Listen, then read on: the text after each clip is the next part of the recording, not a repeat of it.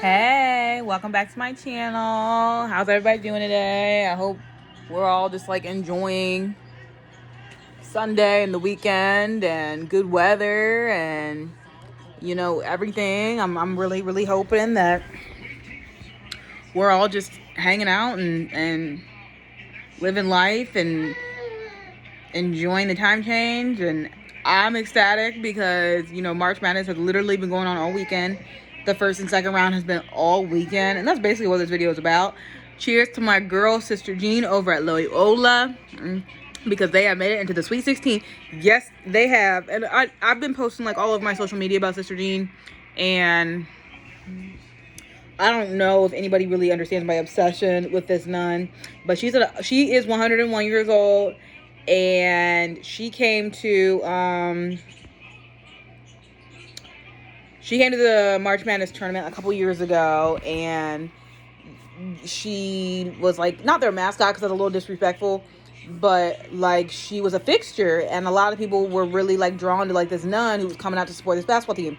And the tournament didn't happen last year, and with the pandemic and everything going on this year, it was just like, oh wow, like is the tournament even gonna happen this year? Well, the tournament did happen this year, and Sister Jean, she's still alive and she's still kicking at 101 years old. Like, that's just God's grace, That's just really just God. Look at God. Look at everything that has happened. And here is 101-year-old Sister Jean just still standing and still thriving. She looks great for 101. She's healthy. They were not going to let her in. Not into the tournament. They were not going to let her even come down to the tournament. And, like, she started trending, and she was asking, and she was calling, and people were calling on her behalf to be allowed to come to the tournament, and they finally let her in. And I mean, I think the premise of her not being allowed to come to the tournament is just like, we don't want her to contract COVID-19, and her being this fixture that everybody knows about, like, it would get a lot of air, and it would then prove that there's COVID circulating around in the tournament, which I don't know if anybody knows all this, which they probably do because it's been all over ESPN and all over the news. But the tournament is being held in Indianapolis, Indiana, and there's about like 6 or 8 different gyms all around the city of Indianapolis, and that is where the entire dance, the March Madness tournament, the NCAA tournament, that's where it's all happening. No one's flying in. Usually how the tournament works is they have it in different parts of the state. Different parts of the country. Like, usually one's in California, one's in Vegas, one's in the Midwest, one's in Florida. They're pocketed all over the country, and then they come together for the Final Four in one location. With the pandemic happening, they decided it would be best if they formed their own bubble, like the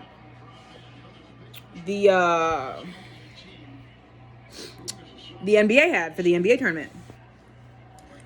Except it's a little less stringent. Like, I think for the NBA tournament, like, the players weren't allowed to leave their hotel room. They went down to practice, and then they went up to their room, and they went down to play, and they went up to their room. Oh, no, I take that back. They were allowed to leave their hotel room. They were not allowed to leave, like, the area. So, like, the NBA spent millions and millions and millions and millions and millions of dollars to create this bubble, this fixture area where there was movie theaters and bowling alleys and restaurants and bars and barbershops and all of these places inside this one building. So players, once they made it to the NBA bubble, they were allowed to leave their hotel room, but there was this like magnetic force field that they were not allowed to leave.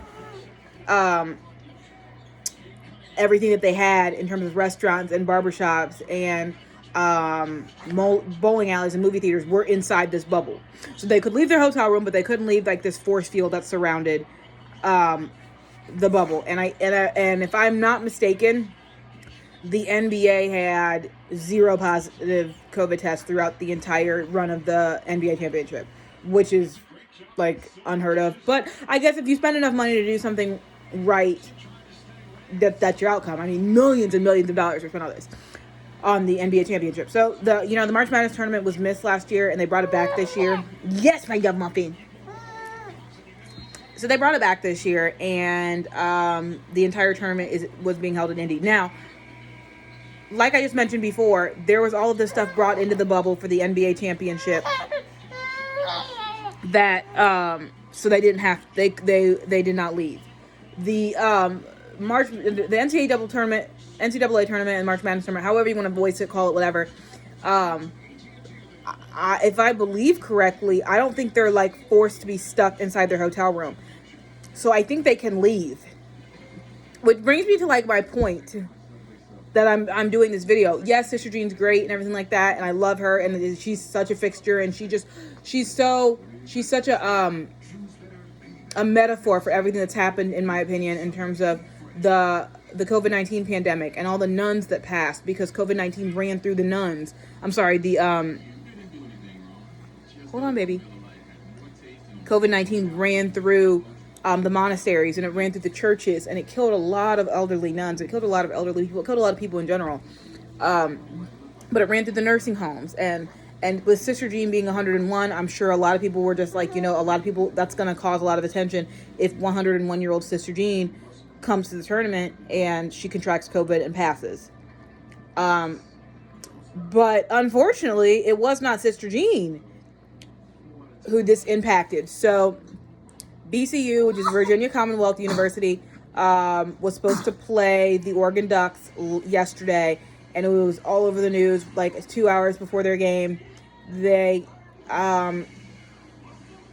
team had like 4 to 6 positive tests come back, 4 to 6 COVID tests come back positive. So Virginia Commonwealth University was not allowed to play their game. It was a no contest decision, and Oregon moved on without playing, and that was it. And I just kind of want to come on here and like talk, and it's just like, if you've done everything correctly, like I don't know if people quarantined before the tournament, like before the NCAA tournament, there's the conference tournament. So there's the Big East, the SEC, the Big 12, the Big 10, Pac-12, Pac-10. All these schools have their own conference tournament, and if I'm not mistaken, they're supposed to be quarantining within their tournament, and they're supposed to be tested every single day. Now, they had negative testing, yes, because the tournament, because inside the tournament walls, they're tested every single day. The first round of the tournament, VCU, all their players, all their coaching staff had to get tested, and they all came up negative. So I'm confused as to like where this positive testing has come from. If it was, I made the comment was it false positive? It's like 4 to 6 people aren't going to have false positives. Okay, that's probably true. Where is COVID coming from? Because they were tested before they got to the tournament, before they got to Indiana. They've been tested every single day. The coach came out and said it wasn't for lack of conduct unbecoming, because the players were out doing whatever they wanted to do and not being safe. They said all they've been basically doing is going down, practicing, and hanging out within the confines of their group and the players that they've been hanging around for the past year. So what is happening? And there was no talk or discussion. VCU was bounced from the tournament. They contracted, they had 4 to 6 positive tests from COVID, and they were asked to leave. And I feel so bad for the players because they didn't have a tournament last year. The NCAA did everything they could to have basketball this year, even though the teams just basically played within their own conference. There was no conference baiting, conference switching in and out, where anybody from the SEC is playing the Pac-10, Pac-12, Big East, Big 10, which is crazy because, in my opinion, this is why there's so many upsets right now, because no one's had to play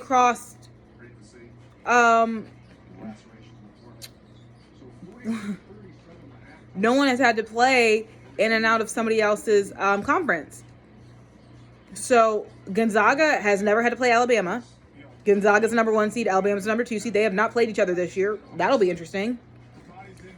Virginia got knocked out this year.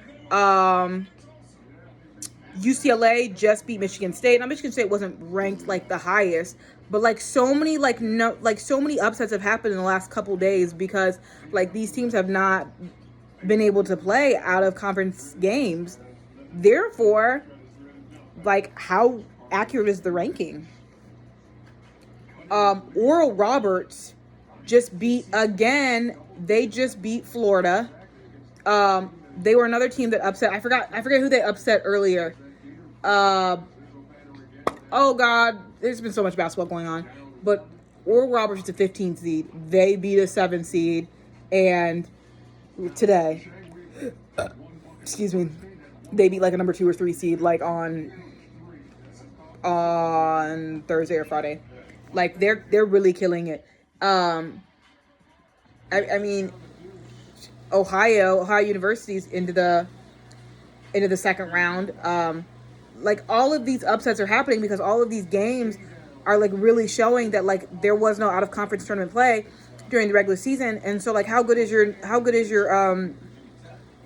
team? You don't really know. You don't know.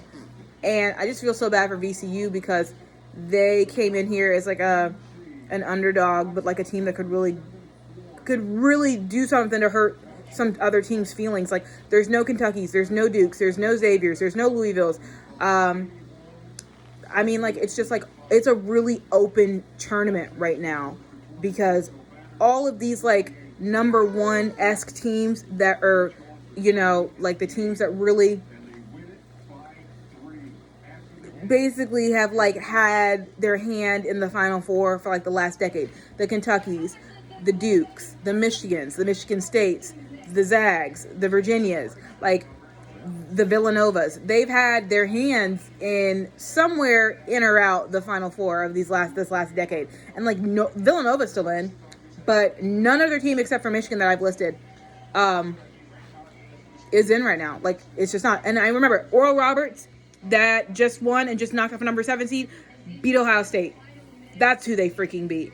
And like it's just like all of these teams, like all of these like these high-ranked teams are getting booted out, and I just feel really bad for Virginia Commonwealth because like where did this 4 to 6 positive tests of COVID come from? And they can't argue it. They can't be like, you know, test us again. Like if it was 1, maybe you could argue, but 4 to 6, like is COVID there? Is the hotels not getting wiped down like thoroughly enough? Is it being left on like the dust particles? Like I feel so bad. I just feel so bad for VCU because they really were trying to like make a run in this tournament, and I don't know, I just feel like I understand that like the NBA can shell out millions and millions and millions and millions of dollars to make like this like bubble, like where you can't leave, but you have everything inside the bubble that you shouldn't need to leave. But I understand the NCAA was trying their best to make like their own form of a bubble by having everything in one city. But there's like 6 to 8 to 10 gyms being used for all of these games. I know they're keeping they're not keeping players apart because I don't think you're confined to your hotel room. But a lot of the coaches, for like fear of retribution or fear of like being used as an example, are not like going out and stuff. They're going down, they're practicing, and they're going back to the hotel room. And it's just like VCU, man, like I felt so bad because they had a chance against Oregon. They really did. And it doesn't matter. Like they got positive testing for COVID and they got bounced. So let me know what you think. Is it fair? Is it not fair? Like, I don't know. I don't know what should happen. I really don't know. What happens if this was like what happens if this is like number 1 Michigan? What happens if this is number 1 Baylor? Like, do they get bounced from the tournament as well? Like, I don't know. I don't know, and I feel really bad for VCU because they really, really thought that they were going to do something in this tournament. So, thank you guys for watching, and yeah, more from the March Madness tournament like later on through the week. I'll be posting videos all week dealing with this March Madness tournament. I'm obsessed. It's like literally they didn't have it last year, and like I'm obsessed about it. So yeah, talk to you guys soon. Okay, bye.